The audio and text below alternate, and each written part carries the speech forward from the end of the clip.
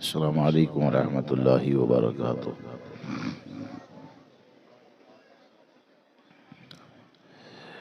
الحمد لولیہ والصلاة والسلام علی نبیہ اما بعد، فاعوذ باللہ من الشیطان الرجیم، بسم اللہ الرحمن الرحیم۔ والذی جاء بالصدق وصدق به اولئک هم المتقون، صدق اللہ العظیم۔ ان اللہ وملائکتہ یصلون علی النبی یا ایھا الذین آمنوا صلوا علیہ وسلموا تسلیما۔ اللہم صل علی سیدنا ومولانا محمد طب القلوب دوائها وعافیت الابدان شفائها ونور الابصار ضیائها وآلہ الکرام واصحابہ العظام وابنہ الکریم وبارک وسلم صلاۃ و سلام علیک یا سیدی یا رسول اللہ صلی اللہ تبارک و تعالی علیہ وسلم۔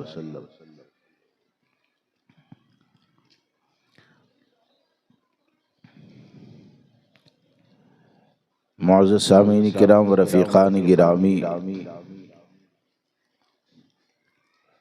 ہم اور آپ یہاں پر خلیفہ اول حضرت سرکار سیدنا صدیق اکبر رضی اللہ تبارک و تعالیٰ عنہ کے ذکر مبارک کے لیے حاضر ہیں۔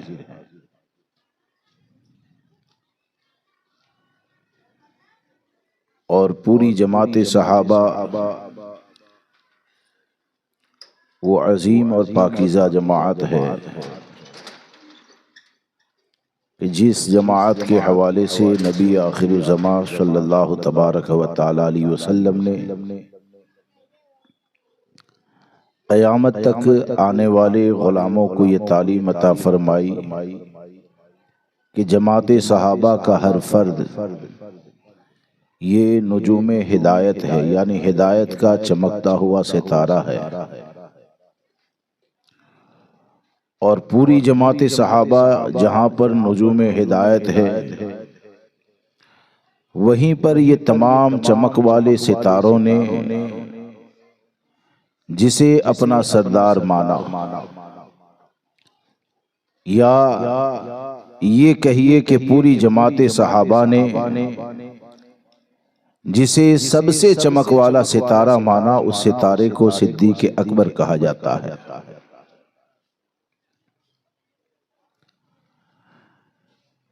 صدیق اکبر رضی اللہ تبارک و تعالیٰ کا احسان امت پر سب سے زیادہ ہے، اور یہ آپ اچھے سے جانتے ہیں کہ ہمارے مذہب نے یہ تعلیم عطا فرمائی کہ محسن کا احسان ماننا چاہیے، اس کا شکر ادا کرنا چاہیے۔ تو آپ ذرا سوچیں کہ محسن کے احسان کو ماننے کا حکم دیا ہمارے مذہب نے، تو صدیق اکبر تو اتنے بڑے محسن ہیں کہ جن کے حوالے سے ہمارے آقا صلی اللہ تعالی علیہ وسلم نے فرمایا، جس کا خلاصہ یہ کہ میری امت پر لازم ہے کہ وہ صدیق کا شکر ادا کرے، میری امت پر لازم ہے کہ وہ صدیق اکبر کا احسان مانے۔ تو الحمدللہ یہ ہماری خوش نصیبی ہے، اللہ رسول عز و جل صلی اللہ تعالی علیہ وسلم کا کرم ہے کہ ہم اور آپ یہاں پر سرکار سیدنا صدیق اکبر رضی اللہ تبارک و تعالیٰ عنہ کی بارگاہ میں خراج عقیدت پیش کرنے کے لیے حاضر ہیں۔ چند باتیں آپ کی زندگی کے حوالے سے آپ کے سامنے عرض کروں گا، اور خاص کر آج کا جو پرفتن دور ہے وہ آپ اچھے سے جانتے ہیں کہ گمراہیت اتنی تیزی کے ساتھ پھیل رہی ہے، اور مہم اس طور پر چلائی جاتی ہے کہ ہماری نسبتیں بزرگوں کے ساتھ کمزور ہو جائے، اور شکوک و شبہات کی وادیوں میں گرفتار ہو جائے، اور خاص کر کے موجودہ وقت میں جو فتنہ تیزی سے پھیل رہا ہے وہ تفضیلیت کا فتنہ ہے، ربز کا فتنہ ہے، اور ان لوگوں کے وہاں مقصد یہ ہوتا ہے کہ کئی جگہ آپ کو ایسی نظر آئے گی کہ جہاں پر آج بھی اہل سنت و جماعت کا لیبل لگایا جاتا ہے، وہ خانقاہیں جن خانقاہوں سے یہ درس دیا جاتا تھا کہ انبیاء اور مرسلین کی جماعت کے بعد سب سے زیادہ فضیلت والی کوئی ذات ہے تو وہ صدیق اکبر کی ذات ہے، تو ایسی بہت سی خانقاہیں ہیں اور ایسے بہت سے پیر کہلائے جانے والے لوگ موجود ہیں کہ وہ اپنے آباء و اجداد کے درس کو بھول گئے اور حضرت علی کا ذکر کر کے، اہل بیت کی فضیلت کو بیان کر کے لوگوں کو معاذ اللہ اس طرف لے جانا چاہتے ہیں کہ آج کے وقت میں اگر حضرت علی سے نسبت کو سلامت رکھنا ہے تو معاذ اللہ یہ تصور دیتے ہیں کہ یہ کہنا پڑے گا کہ علی کا پہلا نمبر ہے، حالانکہ ہمیں نسبتوں کی حفاظت کا جو درس دیتا ہے وہ قرآن مقدس ہے، وہ احادیث نبویہ ہے، وہ مولا کائنات حضرت علی کرم اللہ تعالی وجہ الکریم کی زندگی ہے، وہ ائمہ اہل بیت ہیں، وہ سرکار غوث اعظم ہے، اور موجودہ وقت میں بغیر کسی مبالغہ کے امام احمد رضا ہے کہ یہ ہم کو اس بات کا درس دیتے ہیں کہ ہم اپنی نسبتوں کو تمام بزرگوں کے ساتھ سلامت کیسے رکھیں گے، کیونکہ آپ اچھے سے جانتے ہیں کہ لوگوں کے دل میں اکثریت اتنا بڑا طبقہ ہے کہ دنیا کے بارے میں تو احساس زندہ ہے، اور اتنا احساس زندہ ہے کہ ایک مکان کے اندر اگر رہتے ہیں اور گورنمنٹ کی طرف سے اگر کوئی نوٹس آ جائے یا گورنمنٹ کی طرف سے اگر کوئی اعلان ہو جائے تو وہ یہ نہیں سوچتا ہے کہ یہ مکان جب میں نے خریدا تو خطرے میں نہیں تھا تو آج بھی خطرے میں نہیں ہے، بلکہ جیسے جیسے ماحول بدلتا ہے وہ اپنی نعمتوں کی حفاظت کرنے کی کوشش کرتا ہے۔ تو آج جب ہم کو یہ پتا ہے کہ ہزاروں جگہ ایسی ہے کہ جہاں پر اہل سنت و جماعت کا لیبل لگا کر،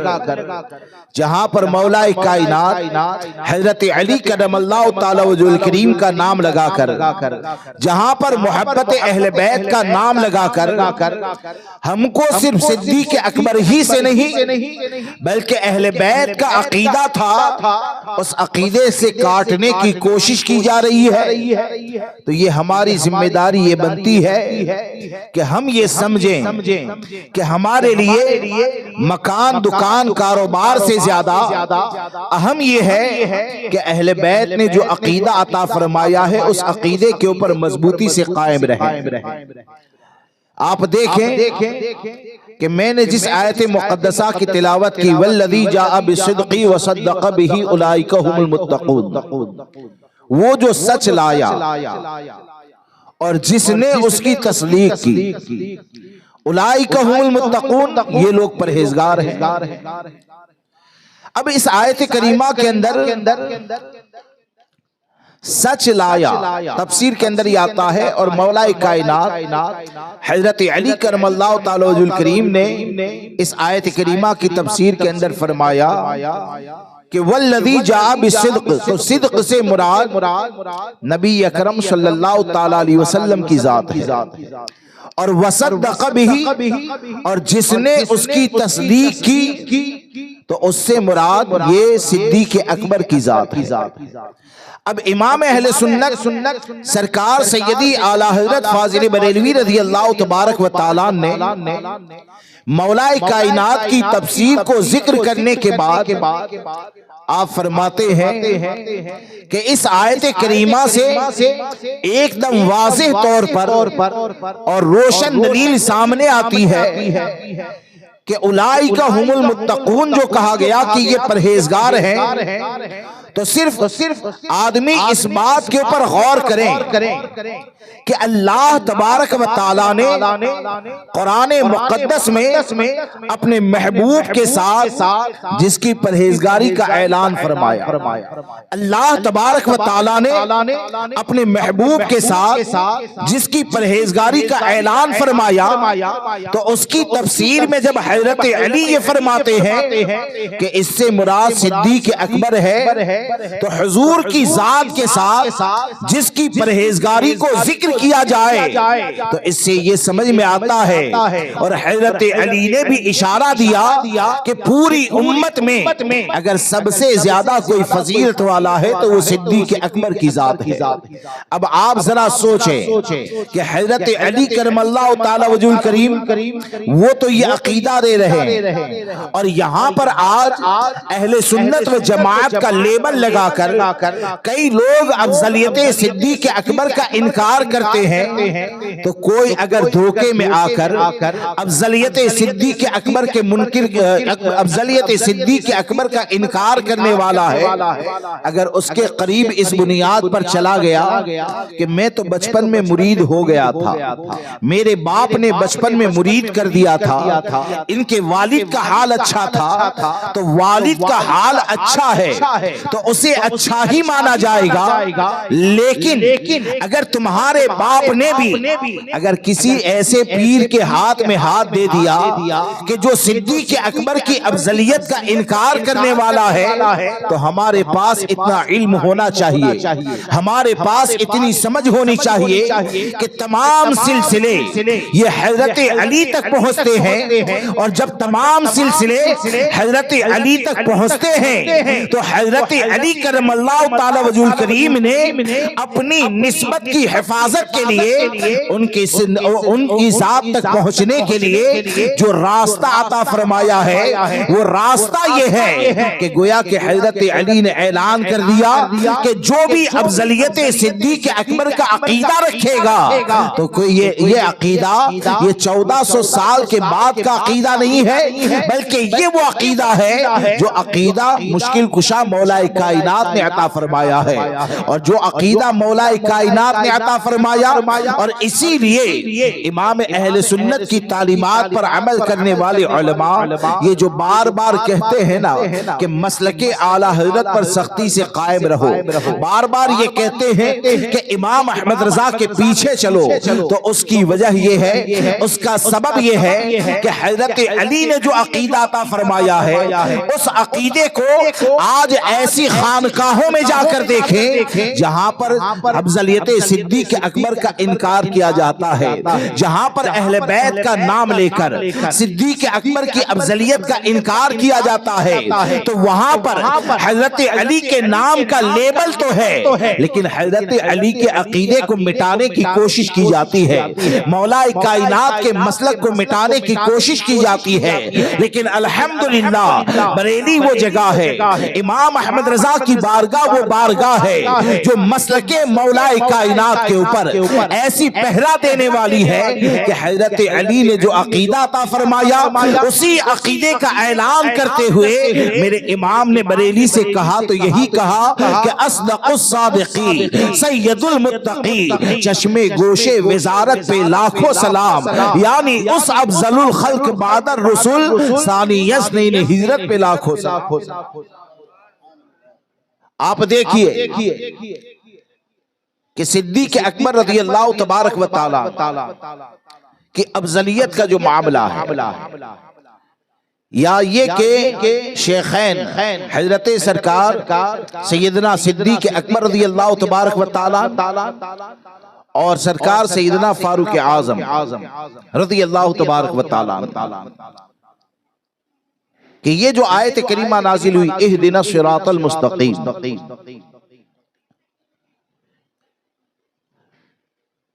تو صراط مستقیم سے مراد کیا ہے؟ حضرت امام حسن بصری رحمت اللہ تعالی علیہ جو تابعین میں سے بھی ہیں اور اکابر اولیاء کرام میں سے بھی ہیں کہ اہدنا الصراط المستقیم یہ جو ہر مومن نماز کے اندر پڑھتا ہے تو صراط مستقیم سے مراد کیا ہے؟ حضرت امام حسن بصری رحمت اللہ تعالی علیہ فرماتے ہیں کہ جس کے راستے کے اوپر چلنے کے لیے ایک مومن دعا کرتا ہے تو صراط مستقیم سے مراد یہ صدیق اکبر اور فاروق اعظم کی ذات صراط مستقیم سے مراد صدیق اکبر اور فاروق اعظم کی ذات ہے۔ امام احمد رضا فرماتے ہیں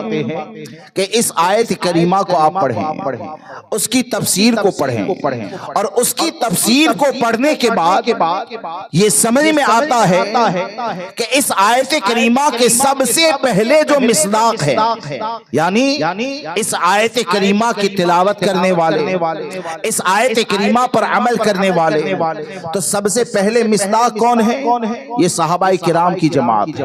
یعنی سب سے پہلے عبادت کس نے کی؟ صحابہ نے عبادت کی۔ اس زمانے میں جو اہل بیت تھے انہوں نے عبادت کی، اور عبادت کرنے والوں نے جب نماز میں اہدنا الصراط المستقیم پڑھا تو امام اہل سنت فرماتے ہیں کہ چاہے حضرت عثمان غنی ہو، چاہے مولا کائنات ہو، چاہے پوری جماعت صحابہ ہو، پوری جماعت صحابہ اور اہل بیت جب عبادت کرتے تھے اور نماز میں الحمد شریف کی تلاوت کرتے تھے، اہدنا الصراط المستقیم جب تلاوت کی جاتی تھی تو وہ اگر کسی کے راستے کے اوپر چلنے کی تمنا کرتے تھے، کسی کی راہ کے اوپر چلنے کے بارے میں نماز میں اللہ کی بارگاہ میں دعا کرتے تھے تو وہ راستہ کس کا تھا؟ وہ راستہ صدیق اکبر اور فاروق اعظم کا تھا۔ اب آپ ذرا سوچیں کہ پوری جماعت صحابہ جن کے راستے کے اوپر چلنے کے لیے دعا کریں تو جس کے راستے کے اوپر چلنے کے لیے دعا صحابہ کی جماعت کرے گی تو اس سے یہ سمجھ میں آیا کہ جب پوری جماعت صحابہ صدیق اکبر اور فاروق اعظم کو اپنا آئیڈیل مانتی ہے، صدیق اکبر اور فاروق اعظم کو اپنا رہنما مانتی ہے، تو آپ کو یہ کہنا پڑے گا کہ صحابہ اور اہل بیت سے جوڑنے والی اگر کوئی کڑی ہے اور صحابہ اہل بیت کی محبت کا مطالبہ جو شریعت مطہرہ نے کیا ہے وہ مطالبہ اسی طور پر ہے کہ صدیق اکبر سب سے زیادہ فضیلت والے ہیں، فاروق اعظم اس کے بعد سب سے زیادہ فضیلت والے ہیں، اور اسی لیے ہم یہ کہتے ہیں کہ اگر آپ کو اہل بیت سے محبت کرنی ہے،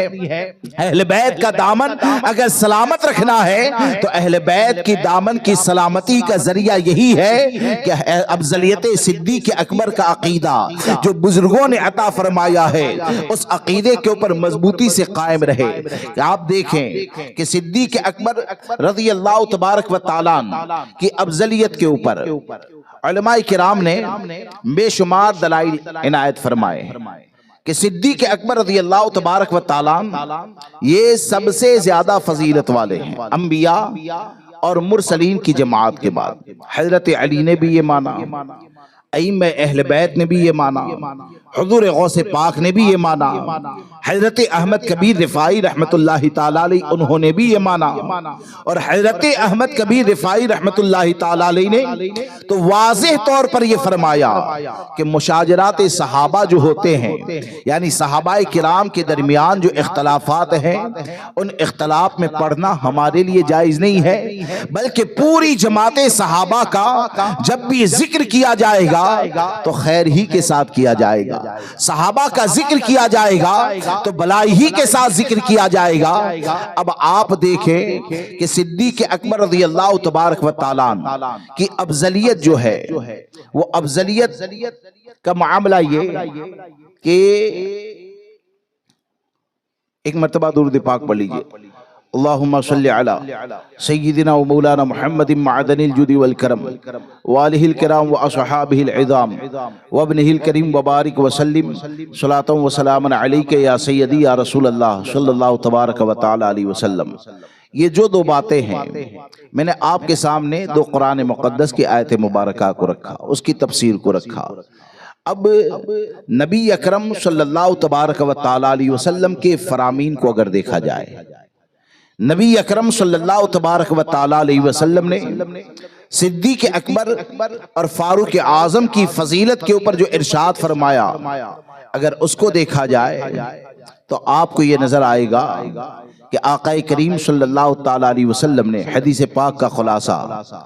کہ آپ نے فرمایا کہ میرے بعد صدیق اور فاروق کی پیروی کرنا، میرے بعد صدیق اور فاروق کی پیروی کرنا، ان کے اقتداء میں چلنا۔ اب نبی اکرم صلی اللہ تعالی علیہ وسلم یہ خطاب فرماتے ہیں صحابہ کی جماعت سے، یہ تعلیم فرماتے ہیں صحابہ کرام کو۔ تو جب ہمارے آقا صلی اللہ تعالی علیہ وسلم نے جماعت صحابہ کو یہ تعلیم عطا فرمائی جو نجوم ہدایت ہے، جب نجوم ہدایت اور ہدایت کے چمکتے ہوئے ستاروں کو جب ہمارے آقا یہ تعلیم دیتے ہیں کہ صدیق اکبر اور فاروق اعظم کی پیروی کرنا، ان کے اقتداء میں چلنا، تو اب آپ مجھے بتائیں کہ جب نجوم ہدایت کو یہ کہا جا رہا ہے تو قیامت تک جو حق پر قائم رہنا چاہتا ہے، جو گمراہیت سے محفوظ رہنا چاہتا ہے، اس کے اوپر لازم یہ ہے کہ وہ صدیق اکبر رضی اللہ تبارک و تعالیٰ کی افضلیت کو مانے، کیونکہ صدیق اکبر رضی اللہ تبارک و تعالیٰ کو اللہ رسول عز و جل و صلی اللہ تبارک و تعالیٰ علیہ وسلم کی بارگاہ میں جو قرب حاصل تھا، آپ کو جو نبی اکرم صلی اللہ تعالیٰ علیہ وسلم کی بارگاہ کی جو نزدیکی حاصل تھی اور شیخین کا جو معاملہ تھا، تو روایت کے اندر یہ آتا ہے اور آپ نے سنا بھی ہوگا کہ نبی اکرم صلی اللہ تبارک و تعالیٰ علیہ وسلم جب خطاب فرماتے تھے تو خطاب فرماتے تھے تو معاملہ یہ ہوتا تھا کہ جماعت صحابہ اپنی نگاہوں کو گردنوں کو جھکا کر رکھتے، یعنی مسلسل ٹکٹکی باندھ کر نبی اکرم صلی اللہ تعالی علیہ وسلم کا چہرہ مبارک ادب کی بنیاد پر نہیں دیکھتے اور ایسے اپنی گردن کو جھکا کر رکھتے تھے کہ روایت میں آتا ہے کہ ایسا محسوس ہوتا تھا کہ صحابہ کرام کی جماعت کے سروں پر پرندوں کو بٹھا دیا گیا اور ذرا سا بھی اگر ہلیں گے تو پرندہ اڑ جائے گا، اس طرح ایک دم ساکت اور جامد ہو کر بیٹھتے۔ لیکن جب بھی ہمارے آقا صلی اللہ تبارک و تعالی علیہ وسلم جماعت صحابہ کے درمیان واعظ و نصیحت فرماتے ہیں تو پوری جماعت صحابہ میں صرف دو شخصیتیں ایسی تھی کہ جو نصیحت کے درمیان نبی اکرم صلی اللہ تعالی علیہ وسلم کا چہرہ دیکھ کر مسکراتی تھی اور ہمارے آقا بھی ان کا چہرہ دیکھ کر مسکراتے تھے۔ صرف دو شخصیتیں ایسی تھیں کہ حضور کا چہرہ وہ دیکھ کر مسکراتے اور حضور ان کا چہرہ دیکھ کر مسکراتے، اور ہزاروں صحابہ کا مجمع ہے لیکن ہمارے آقا صلی اللہ تبارک و تعالی علیہ وسلم ان کے چہرے کی طرف دیکھ کر خطاب فرماتے تھے۔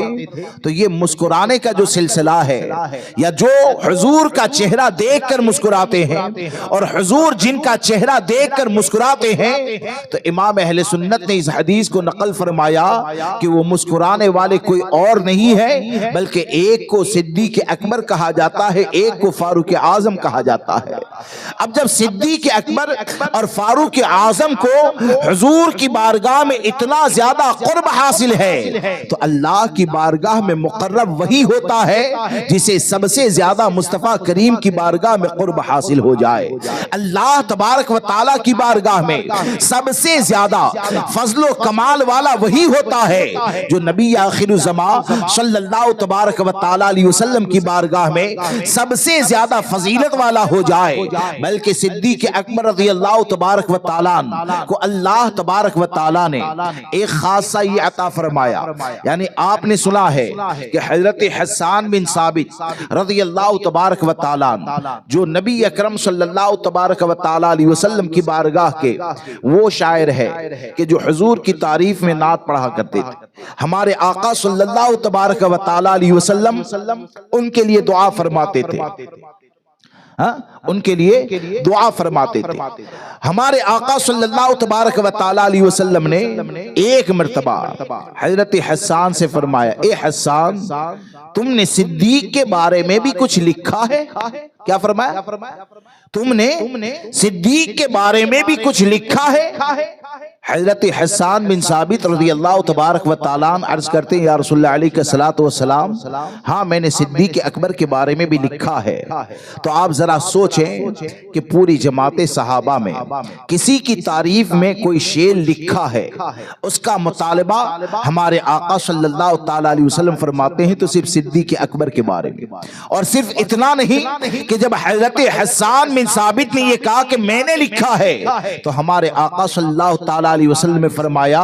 کہ جو تم نے صدیق اکبر کے بارے میں لکھا ہے اسے پڑھ کر سناؤ۔ حضور کی بارگاہ میں حضرت حسان بن ثابت رضی اللہ تبارک و تعالیٰ عنہ صدیق اکبر کی شان میں شعر پڑھ کر سناتے ہیں جس میں یار غار ہونے کا ذکر ہے، جس میں اس بات کا ذکر ہے کہ پوری دنیا یہ جانتی ہے کہ صدیق اکبر آپ کی بارگاہ میں سب سے زیادہ محبوب ہے۔ تو ہمارے آقا صلی اللہ تبارک و تعالیٰ علیہ وسلم نے جب صدیق اکبر کی تعریف میں شعر کو سنا تو آپ کے چہرے کے اوپر مسکراہٹ پیدا ہو جاتی ہے، آپ مسکراتے ہیں اور حضرت حسان بن ثابت کے شعر کی تصدیق کرتے ہوئے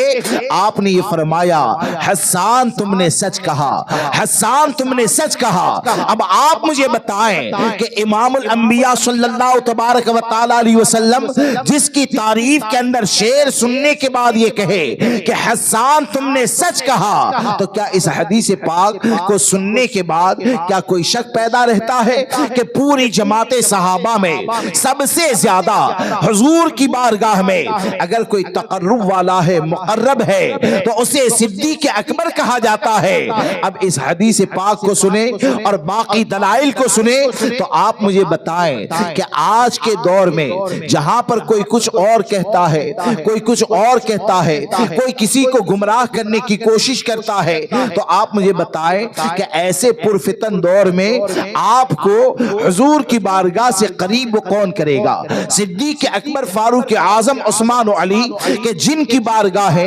اتنی عظیم بارگاہ ہے کہ بالترتیب جیسے شریعت نے محبت کا حکم دیا، یہ چاروں کی محبت سے اگر دل روشن ہو جائے تو امام احمد رضا یہ کہتے ہیں کہ جنا بنے گی محبان چار یار کی قبر، جو اپنے سینے میں یہ چار باغ لے کے چلے۔ تو آپ مجھے بتائیں اس محبت کی حفاظت آج کے پرفتن دور میں کون کرے گا؟ تو آپ کو یہ ماننا پڑے گا کہ امام احمد رضا یہ 1400 سال کے بزرگوں کے اس انتخاب کو کہا جاتا ہے کہ امام احمد رضا سے اگر جڑ گئے اور امام احمد رضا کی تعلیم پر عمل کرنے لگے تو امام احمد رضا کی تعلیمات یہ اس بات کی ضمانت دیتی ہے کہ امام احمد رضا آپ کو صدیق اکبر سے بھی جوڑ دیں گے، فاروق اعظم سے بھی جوڑ دیں گے، عثمان و علی سے بھی جوڑ دیں گے، اور امام احمد رضا کی ذات کے ذریعے صحابہ، اہل بیت، اولیاء کی محبت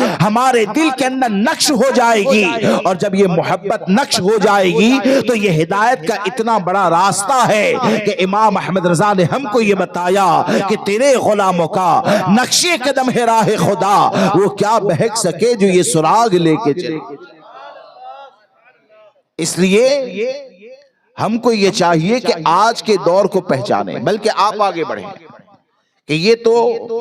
حدیث مبارکہ کا ذکر کیا، اور ایک حدیث مبارکہ یعنی جس کے ذریعے پوری جماعت صحابہ کا عقیدہ ثابت ہوتا ہے۔ پوری جماعت صحابہ کا جو عقیدہ تھا آج اصل میں معاذ اللہ رب العالمین بہت سے لوگ اس طور پر بات کرتے ہیں کہ بھائی تم کو صدیق اکبر کو افضل ماننا ہے تو ان کو مانو، مولا کائنات کو افضل ماننا ہے تو ان کو مانو، اور اختلافی مسائل بتا کر کئی لوگ لوگوں کے ذہن کو گمراہ کرنے کی کوشش کرتے ہیں۔ ہم کو یہ یاد رکھ کر چلنا ہے کہ ہمارے بزرگوں نے جو ہم کو راستہ عطا فرمایا وہ راستہ یہی ہے کہ پوری جماعت صحابہ میں سب سے پہلا نمبر یہ صدیق اکبر رضی اللہ تعالیٰ عنہ کا ہے۔ اور اس حدیث پاک میں یہ آیا کہ جب نبی اکرم صلی اللہ تبارک و تعالیٰ علیہ وسلم واعظ و نصیحت فرماتے تو پوری جماعت صحابہ میں کسی کے لیے کوئی مخصوص جگہ نہیں تھی کہ فلاں آدمی یہاں بیٹھے گا، فلاں یہ بیٹھے گا، فلاں کے لیے یہ جگہ، ایسا نہیں تھا۔ یعنی جو پہلے آ گیا اس جگہ پر بیٹھ جاتا تھا، اور مثل کنگن کے ایسے چاروں طرف سے سرکار صلی اللہ تعالیٰ علیہ وسلم کی چاروں طرف ایسے بیٹھتے تھے، اور ہمارے آقا صلی اللہ تعالیٰ علیہ وسلم واعظ و نصیحت فرماتے تھے۔ لیکن ایک جگہ پوری جماعت صحابہ میں سے ایک کی جگہ ایسے خالی تھی، یعنی جس جگہ پر صدیق اکبر رضی اللہ تبارک و تعالیٰ عنہ بیٹھا کرتے تھے، تشریف رکھتے تھے، تو وہ جگہ ایسے رہتی تھی کہ ایسے نہیں کہ صدیق اکبر پہلے آئے تبھی وہ جگہ ملے گی، بعد میں آئے تو بیچ میں جگہ ملے گی، ایسا نہیں تھا۔ یعنی صحابہ کرام نے صدیق اکبر کے لیے اس جگہ کو ایسے خالی چھوڑ دیا تھا کہ اگر کسی مصروفیت کی بنیاد پر اگر صدیق اکبر رضی اللہ تبارک و تعالیٰ پہنچ نہ پاتے اور حضور کے واعظ و نصیحت کے درمیان اگر پہنچتے، تب بھی وہ جگہ خالی رہتی اور صدیق اکبر اس جگہ پر آ کر بیٹھتے، تب وہ جگہ پر ہوتی تھی۔ اب خالی جگہ کو دیکھ کر نہ فاروق اعظم رضی اللہ تبارک و تعالیٰ عنہ بیٹھے، نہ حضرت عثمان بیٹھے، نہ مولا کائنات بیٹھے، نہ حضرت ابو ہریرہ بیٹھے، نہ حضرت سعد بیٹھے، یہ تمام کے تمام اس جگہ کو جو خالی رکھتے ہیں، اور جب صدیق اکبر رضی اللہ تبارک و تعالیٰ عنہ آتے ہیں تو وہ جگہ کے اوپر تشریف رکھتے ہیں۔ اور دوسری بات یہ کہ جب تک صدیق اکبر کی غیر موجودگی ہو، ہمارے آقا صلی اللہ تعالیٰ علیہ وسلم جماعت صحابہ کے چہرے کو دیکھتے نصیحت فرماتے، اور صدیق اکبر جیسے آ جائے تو اب صحابہ کی جماعت کو دیکھ کر نصیحت نہیں فرماتے، صدیق اکبر جیسے ہی اپنی جگہ پر آ کر بیٹھ جائے تو اب ہمارے آقا صدیق کا چہرہ دیکھتے اور نصیحت فرماتے۔ تو اب آپ مجھے بتائیں کہ کسی کا بھی صدیق اکبر کی جگہ نہ لینا اور پوری جماعت صحابہ کا صدیق اکبر کے لیے جگہ کو خالی چھوڑ دینا، کیا یہ ہر صحابی کا عقیدہ یہ نہیں بتاتا ہے کہ پوری جماعت صحابہ میں یہی عقیدہ پایا جاتا تھا، یہی نظریہ اور فکر پائی جاتی تھی کہ جماعت صحابہ میں سب سے زیادہ اگر فضیلت والا ہے تو اسے صدیق اکبر کہا جاتا ہے۔ اب صحابہ کرام کے اس عقیدے کو دیکھیں، صحابہ کرام کے اس عمل کو دیکھیں، اور اس عمل کو دیکھنے کے بعد آج کے وقت میں اگر کوئی یہ کہے کہ کوئی مسلک صحابہ کا نعرہ کیوں نہیں لگاتا ہے، تو ہم یہ کہیں گے کہ پوری جماعت صحابہ کا جو مسلک تھا اسی مسلک کو پہچان کے لیے مسلک اعلی حضرت کہا جاتا ہے، اور مسلک اعلی حضرت یہی ہے کہ جو جماعت صحابہ کا عقیدہ تھا وہی عقیدہ دیتے ہوئے میرے امام نے کہا تو یہی کہا کہ اصدق الصادقی سید المتقی چشم گوش وزارت پہ لاکھوں سلام، یعنی اس افضل الخلق بعد الرسل ثانیس نے ہجرت پہ لاکھوں سلام۔ اور آپ آگے بڑھیں کہ اگر جماعت اہل بیت کو اگر دیکھا جائے، جماعت اہل بیت کو اگر دیکھا جائے تو ہم یہ کہتے ہیں کہ پوری اہل بیت کا عقیدہ یہی تھا کہ صدیق اکبر رضی اللہ تبارک و تعالیٰ یہ سب سے زیادہ فضیلت والے ہیں، جیسے کہ امام اہل سنت نے اس روایت کو نقل فرمایا ہے کہ حضرت امام زین العابدین رضی اللہ تبارک و تعالیٰ کہ حضرت امام زین العابدین یہ سید الشہداء حضور سرکار سیدنا امام حسین رضی اللہ تبارک و تعالیٰ کے شہزادے ہیں۔ ان سے کسی نے مدینہ منورہ میں سوال کیا، عرض کیا کہ حضور آپ ذرا یہ بتائیں کہ جماعت صحابہ میں سب سے زیادہ فضیلت والا کون ہے؟ تو حضرت امام زین العابدین رضی اللہ تبارک و تعالیٰ نے حضور صلی اللہ تبارک و تعالیٰ علیہ وسلم کے روضہ مبارکہ کی طرف اشارہ کرتے ہوئے فرمایا کہ میرے نانا جان نے جس کو اپنے پہلو میں جگہ عطا فرمائی وہ سب سے زیادہ فضیلت والا ہے۔ اب حضور کے روضہ مبارکہ میں آرام فرما کون ہے؟ ایک کو صدیق اکبر کہا جاتا ہے، ایک کو فاروق اعظم کہا جاتا ہے۔ تو یہ تمام باتیں ہمارے بزرگوں کی تعلیمات ہم کو اس بات کا درس دیتی ہے کہ صحیح معنوں میں اہل بیت کے دامن کرم سے اگر وابستہ رہنا ہے تو صرف اہل بیت کا نام لینا اور اہل بیت کے عقیدے سے ہٹ جانا یہ گمراہیت کا ذریعہ ہے۔ اگر واقعی میں اہل بیت بیت سے سچی محبت کرتے ہو تو اہل بیت سے محبت کا دعویٰ اس وقت سچا ہوگا جب اہل بیت کو ماننے کے دعوے کے ساتھ اہل بیت کی مانی جائے۔ تو اہل بیت کی بات کو ماننے والا قلم کس کا ہے؟ اہل بیت سے محبت، سچی محبت کا درس دینے والی بارگاہ کس کی ہے؟ تو آپ کو یہ ماننا پڑے گا کہ تمام اہل بیت کے دامن کرم سے جوڑنے والا اگر کوئی قلم ہے تو اسی قلم والے کو امام احمد رضا کہا جاتا ہے۔ اس لیے دوستو آج کے دور کو پہچانے، کیونکہ آج کا دور یہ ایسا پرفتن دور ہے کہ آج کے وقت میں یہ دیکھا جا رہا ہے کہ سوشل میڈیا کے ذریعے، بحث و مباحثہ کے ذریعے، اور اس کو معاذ اللہ کیا کہتے ہیں، یعنی جاہل لوگ سوشل میڈیا پر یعنی گجراتی میں حدیث لکھ کر ڈالیں گے اور اس کو کیا کہتے ہیں، بھائی آج کا دور تو ترقی کا دور ہے، بغیر حوالے کی بات ہی نہیں ہوتی، بغیر حوالے کے بات ہی نہیں ہوتی۔ یہاں پر تو کسی کی بھی بات رکھی جائے، کسی کی بھی بات رکھی جائے، لیکن اس سے پہلے دیکھا جائے گا اور کن کی بات۔ یہاں تک کہ مجھے ایک صاحب نے ایک کلپ سنائی کہ حضرت مخدوم اشرف جہانگیر سمنانی رضی اللہ تبارک و تعالیٰ عنہ، جن کو غوث العالم کہا جاتا ہے، جو تارک السلطنت ہے، وہ مخدوم پاک رضی اللہ تبارک و تعالیٰ نے اپنی آخری عمر میں یعنی اپنے انتقال سے کچھ دن پہلے، قبر آپ کی پہلے ہی تیار ہو گئی تھی، قبر مبارک پہلے ہی تیار ہو گئی تھی، تو حضرت مخدوم اشرف جہانگیر سمنانی رضی اللہ تبارک و تعالیٰ نے اس قبر میں بیٹھ کر ایک رسالہ تحریر فرمایا جسے رسالہ قبریہ بھی کہا جاتا ہے، جسے رسالہ قبریہ کے نام سے بھی مشہور ہے۔ اور قبر میں بیٹھ کر مخدوم پاک نے جس رسالے کو تحریر فرمایا، اس رسالے میں آپ نے واضح طور پر اہل سنت و جماعت کا یہ عقیدہ بیان فرمایا کہ انبیاء اور مرسلین کی جماعت کے بعد سب سے زیادہ فضیلت والے یہ صدیق اکبر ہے۔ اب آپ ذرا بتائیں کہ اتنے بڑے بڑے اکابر اولیاء کرام کی باتوں کو اگر رکھا جائے اور ان باتوں کو رکھنے کے بعد بھی کوئی اگر یہ کہے کہ اگرچہ آپ مخدوم پاک کی بات کرتے ہیں لیکن ہم تو تحقیق کریں گے، ریسرچ کریں گے، تو ہم یہ سمجھتے ہیں کہ یقیناً یہ امت کے اتنے بڑے طبیب ہے،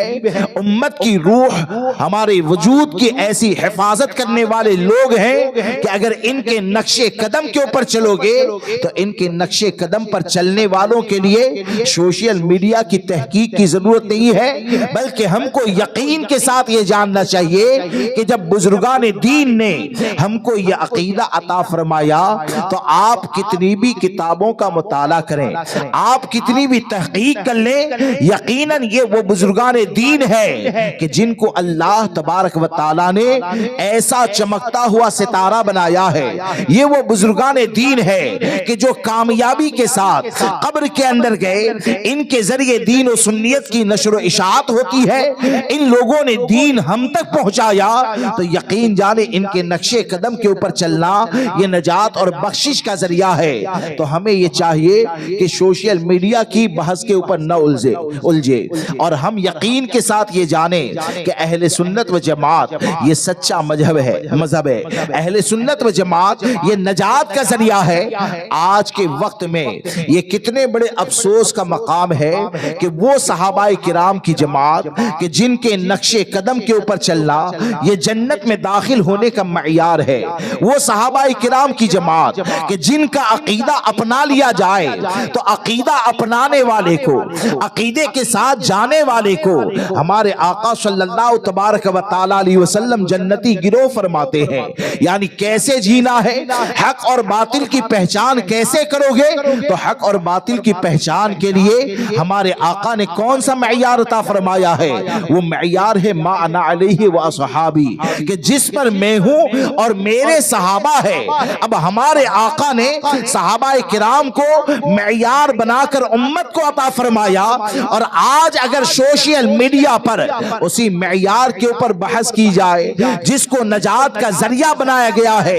اسی کی اگر برائی کی جائے، اسی کو گالی دی جائے اور یہ کہا جائے کہ آج تو تحقیق کا دور ہے، تو یقین جانے یہ ہلاکت کا ذریعہ ہے۔ ہم تو تو ایک ہی بات جانتے ہیں، صحابہ کا ذکر کریں گے بھلائی کے ساتھ کریں گے، اہل بیت کا ذکر کریں گے بھلائی کے ساتھ کریں گے، کیونکہ ہمارے اوپر یہی لازم ہے۔ اور یہی امام احمد رضا نے ہم کو بتایا کہ اگر بخشش چاہتے ہو تو صحابہ اور اہل بیت کا ذکر بھلائی کے ساتھ کرنا، کیونکہ یہ وہ لوگ ہیں کہ اہل سنت کا ہے بیڑا پار، اصحاب حضور نجم ہے اور ناؤ ہے عطرت رسول اللہ۔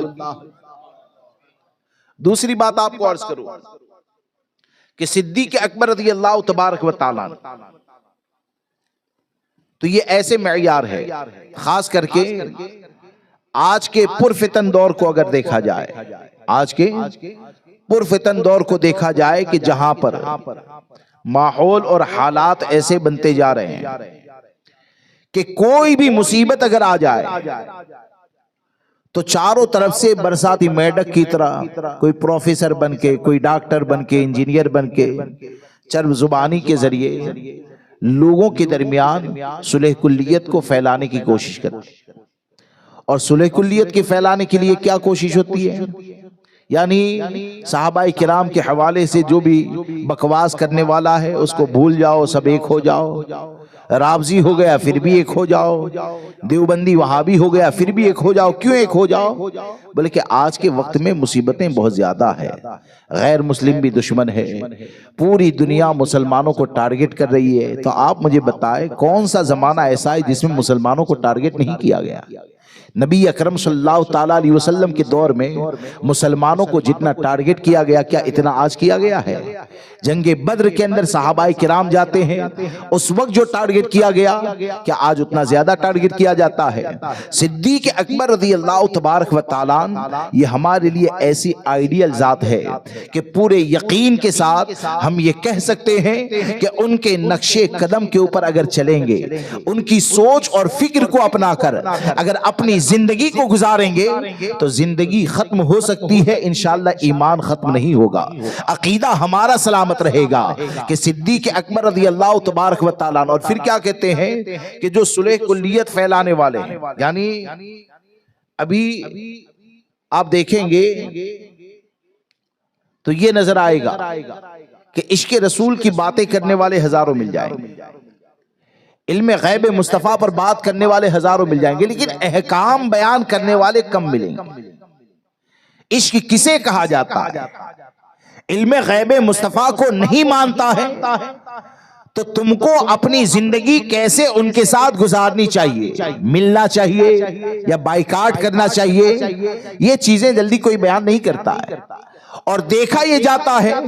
کہ صدیق اکبر رضی اللہ تبارک و تعالیٰ کی افضلیت کا ذکر کرنے والا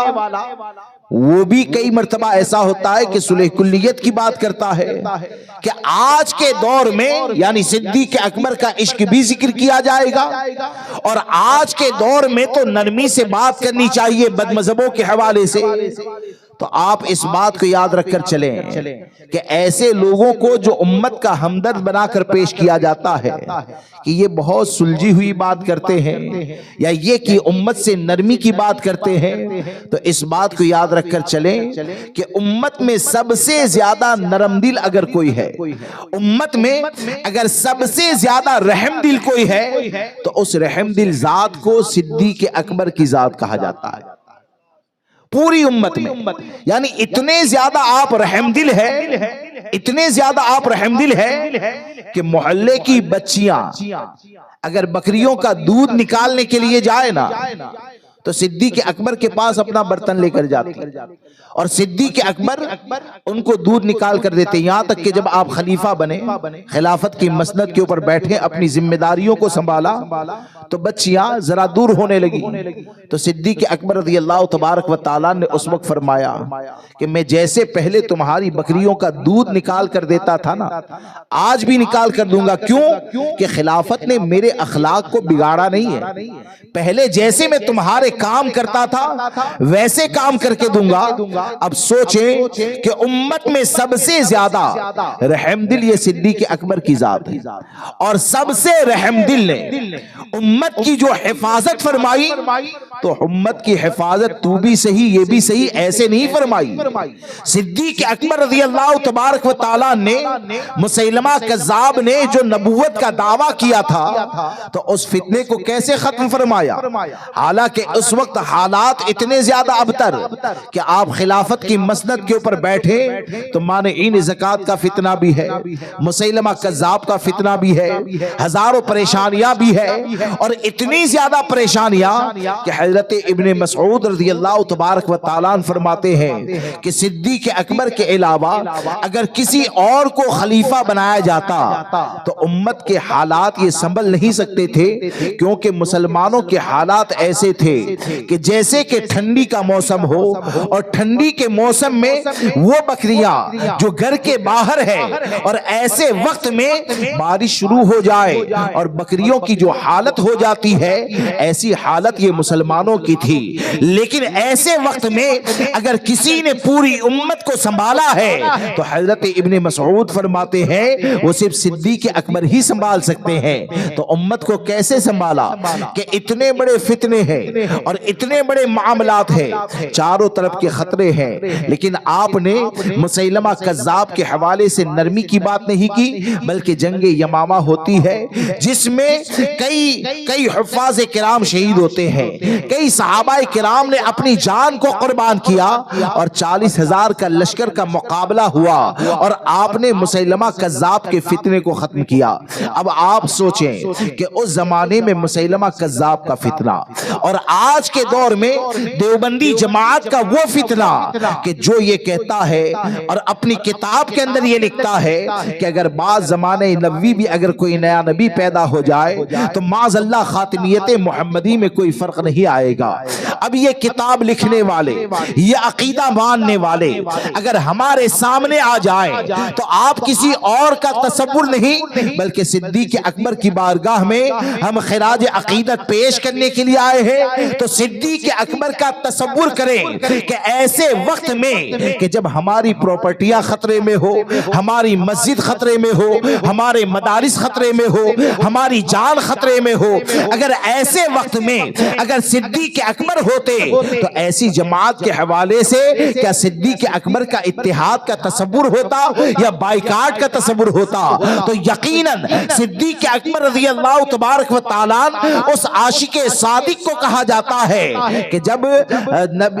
صدیق اکبر رضی اللہ تبارک و تعالیٰ کے سامنے کئی صحابہ کرام نے یہ کہا تھا کہ یہ جو لشکر حضور نے روانہ فرمایا ہے اسے روک کر رکھ دیں، صدیق اکبر کہتے ہیں کہ جس لشکر کو میرے نبی نے روانہ فرمایا اسے میں کیسے روک سکتا ہوں؟ جس کو میرے آقا نے امیر بنایا ہے اس کو کیسے روک سکتا ہوں؟ آپ نے یہاں تک فرمایا کہ اگرچہ مدینہ منورہ کو کوئی آ کر تاراج کر دے، تباہ و برباد کر دے، خلاصہ عرض کرتا ہوں میں اس کو تو برداشت کر سکتا ہوں، لیکن حضور نے جس لشکر کو روانہ کیا ہے اسے روک نہیں سکتا۔ تو آپ ذرا سوچیں کہ صدیق اکبر رضی اللہ تبارک و تعالیٰ کی فکر یہ بتاتی ہے، سوچ یہ بتاتی ہے کہ امت کے اوپر رحم کرنے والا جو ہوتا ہے وہ تمہارے مکان کی حفاظت کرنے والا، تمہارے کاروبار، تمہاری عزت کی حفاظت کرنے والا، یہ بھی رحم کرنے والا ہوتا ہے، لیکن واقعی میں سب سے بڑا رحم کرنے والا وہ ہے جو تمہارے مکان کی حفاظت کرنے سے پہلے تمہارے ایمان کی حفاظت کرے، تمہارے کاروبار کی حفاظت کرنے سے پہلے تمہارے دین کی حفاظت کرے۔ تو یقین جانے کہ آج کے وقت میں امت کے ساتھ رحم دلی کا جو معاملہ ہے، امت کے ساتھ خیر خواہی کا جو معاملہ ہے، تو ایسا نہیں ہے کہ آپ نے کسی کو چاول کھلا دیے اور دیوبندی کو گلے لگا لیا۔ ارے حقیقت یہ ہے کہ امت کے ساتھ رحم دلی یہ ہے کہ چاول آپ کھلانا چاہتے ہیں تو چاول کا انتظام بعد میں کریں، تسلف الدین کا عقیدہ پہلے دیں، اس کو سچا عاشق رسول پہلے بنائیں۔ کیوں کہ اگر سچا جب عاشق بن جائے گا اور ایمان جب سلامت رہے گا تو کم کھا کر بھی یا بھوک کی حالت میں بھی اگر دنیا سے جائے گا تو ایمان کی حفاظت یہ اتنی بڑی نعمت ہے کہ بھوکا رہنے والا بھی جائے گا تو یہی کہے گا کہ لہد میں عشق رخ شہ کا داغ لے کے چلے، اندھیری رات سنی تھی چراغ لے کے چلے، تیرے غلاموں کا نقشے قدم ہے راہ خدا، وہ کیا بہک سکے جو یہ سراغ لے کے چلے۔ اس لیے اپنے عقیدے کی حفاظت کریں، تعلیمات امام احمد رضا سے مضبوطی سے جڑیں، اور آپ کے شہر میں، آپ کے علاقے میں الحمدللہ یہ سرکار خواجہ دانا رحمت اللہ تعالی علیہ کا کرم ہے کہ جماعت رضائے مصطفیٰ یہ کام کر رہی ہے، اور جماعت رضائے مصطفیٰ یہ امام اہل سنت نے قائم فرمائی ہے۔ تو ہم منشأ امام احمد رضا کے مطابق یعنی خود بھی مسلک اعلیٰ حضرت کے عامل بھی بنے اور اس کے ناشر بھی بنے، عامل بھی بنے اور اس کے ناشر بھی بنے، اور اس ضرورت کو سمجھیں کہ آج کے وقت میں ایسا پرفتن دور کہ جہاں پر یقیناً آپ کی مصروفیت ہوگی، آپ کا کاروبار ہوگا، وقت میں گنجائش بھی کم ہوگی، یہ ہو سکتا ہے، لیکن ہم کو یہ سوچنا ہے کہ آج ایسا دور ہے کہ آپ کے پڑوس میں رہنے والا 10 سال پہلے کس فکر کا مالک تھا اور آج کس فکر کا مالک ہے۔ ہزاروں ایسی مثالیں ہیں کہ 10 سال پہلے وہ صدیق اکبر کی افضلیت کا ماننے والا تھا، 10 سال میں گراوٹ ایسی آ گئی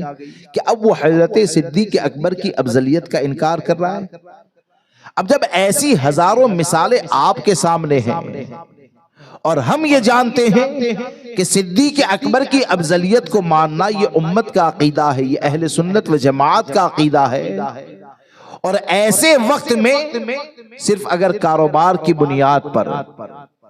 اگر آپ دین کے کام کے لیے وقت نہ دیں یا گھریلو کوئی پریشانی کی بنیاد پر اگر دین کے کام کے لیے وقت نہ دیں تو آپ سوچیں کہ آج یہ ماحول ہے، آنے والے 10 سال میں کیا ہوگا، اس کے بعد حالات کیا ہوں گے، ہماری اور آپ کی زندگی کتنی ہے کس کو پتا ہے، کب دنیا سے نکل جائیں گے۔ تو مکان یہاں پر ہوگا، کاروبار یہاں پر ہوگا، مکان کے اندر ہماری نسل سوئے گی، کاروبار کے ذریعے وہ اچھا کھانا کھائے گی، لیکن عقیدے کی حفاظت کرے گی تو تعلیمات امام احمد رضا کرے گی، اور تعلیمات امام احمد رضا یقیناً یہ عقیدے کی حفاظت کا ذریعہ ہے، تو آپ کو جڑ کر رہنا پڑے گا۔ تو جماعت رضائے مصطفیٰ کا کام کریں اور اپنی ذمہ داری کو سمجھیں کہ ہزاروں اگرچہ پریشانیاں ہو، لیکن ہم یہ جانتے ہیں کہ ہزاروں پریشانی ہونے کے باوجود بھی آدمی گھر چھوڑ کر باہر نہیں چلا جاتا ہے، یعنی پیسے اگر نہیں ہے تو کل دوپہر میں قرض لے کر بھی کھانے کا انتظام کرتے ہیں نا۔ بچہ اگر بیمار ہو جائے تو بچہ بیمار ہو گیا، پیسے نہیں ہے تو زکوٰۃ کا فنڈ لے کر بھی اس کے جان کی حفاظت کی کوشش کرتے۔ کیوں کرتے ہیں؟ اولاد سے آپ کو محبت ہے، گھر والوں سے آپ کو محبت ہے، تو آپ یہ سوچیں کہ آپ جو اپنی گھر کی ذمہ داریوں کو نبھاتے ہیں وہ آپ کی اہم ضرورت ہے، تو اس سے اہم ضرورت یہ ہے کہ ہم یہ سمجھ کے چلیں کہ اپنے گھر والوں کی عقیدے کی حفاظت کرنی ہے، اور اس سے اہم ضرورت جب آپ سمجھ لیں گے یا آپ یہ سمجھ لیں گے کہ جماعت رضائے مصطفیٰ کا کام کرنا یہ میرے گھر والوں کی عز و اقربا کی ایمان کی حفاظت کا ذریعہ ہے، تو مجھے اس بات کا یقین ہے کہ یہ تصور جب دل کے اندر پیدا ہو جائے گا تو عذر کرنا بند کر دیں گے، بہانے کرنا بند کر دیں گے، اور آپ یہ سمجھیں گے کہ جماعت رضائے مصطفیٰ کا کام کرنا ہے۔ تو لوگوں کو جوڑیں، جماعت رضائے مصطفیٰ سے جوڑیں۔ ایک آدمی بھی اگر ہمارے ذریعے ہدایت کے اوپر قائم ہو گیا تو یقین جانے ایک طرف آپ کا پورا کاروبار ہے، مکان ہے، دولت ہے، لیکن ایک بھی اگر حق کے اوپر قائم رہ گیا تو وہ آپ کے قبر و حشر کی روشنی ایسی ہے کہ مال یہ وارثوں کے اندر تقسیم ہوگا، مکان میں کوئی اور رہے گا، لیکن آپ نے امام احمد رضا کی تعلیمات پر عمل کرتے ہوئے ایک کو بھی آپ کے ذریعے حق پر قائم رہنے کا موقع مل گیا تو وراثت دوسروں میں تقسیم ہوگی، اس کا حق پر قائم رہنا آپ کے لیے قبر کی روشنی بن جائے گا۔ گا، آپ کے لیے میدان محشر میں نجات کا ذریعہ بن جائے گا۔ اس لیے جماعت رضائے مصطفیٰ سے جڑیں۔ اللہ تبارک و تعالی مجھے آپ کو سب کو کہنے سننے سے زیادہ عمل کی توفیق عطا فرمائے۔ بولنے کے درمیان جانے انجانے اگر کوئی بھی غلطی ہو گئی ہو تو آپ سب کو گواہ بنا کر دل کی گہرائی سے توبہ کرتا ہوں۔ استغفر اللہ ربی من کل ذنب واتوب الیہ، لا الہ الا اللہ محمد رسول اللہ صلی اللہ تعالی علیہ وسلم۔ السلام علیکم ورحمۃ اللہ۔